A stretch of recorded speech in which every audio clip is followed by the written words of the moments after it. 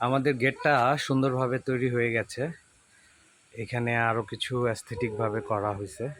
Even আমাদের মরিচ গাছের মরিচ হয়েছে, এই মরিচগুলো অনেক ঝাল। আমরা নিজেরা খাই এবং এলাকার মানুষদেরকে গিফট করি। অনেক মরিচ গাছ আমাদের, কারণ মরিচের দাম অনেক বেশি।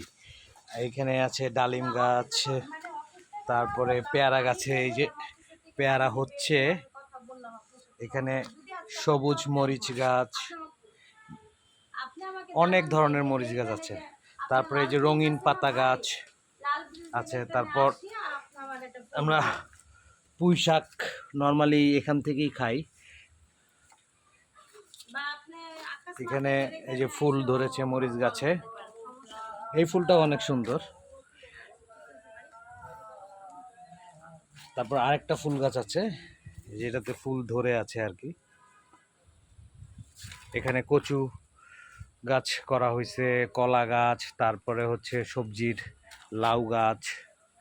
আর যেহেতু এখানে বাড়ির কাজ চলছে, যেহেতু আমরা ফাউন্ডেশন 6 তলা ফাউন্ডেশন দিয়ে বাড়ি করছি, এটা এইভাবে করে আস্তে আস্তে এভাবে শেষ হবে। বৃষ্টির দিন তো কাজ পুরো স্লো হয়ে থাকে। আকাশটা আজকে কতটা সুন্দর এবং গাছের বাতাসে পাতাগুলো নড়ছে, শব্দগুলো খুবই ভালো লাগছে। আর এই হচ্ছে আমাদের বর্তমান বাড়ি। এই বাড়িটা আমরা আসলে রিসোর্ট আকারে করেছিলাম প্রথমে। এখন তো যেহেতু সামনে আরও মানুষজন থাকবে এই জায়গায় এবং আশেপাশে বলতেছে যে আপনারা বাড়িঘর করে ফেলেন, হ্যাঁ, 6 তলা ফাউন্ডেশন দিয়ে এখানে এখন জিনিসপত্রের দাম কম, তো করে ফেলেন।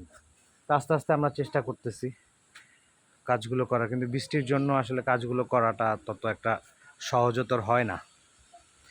সুন্দর, কিসের টেনশন আমার?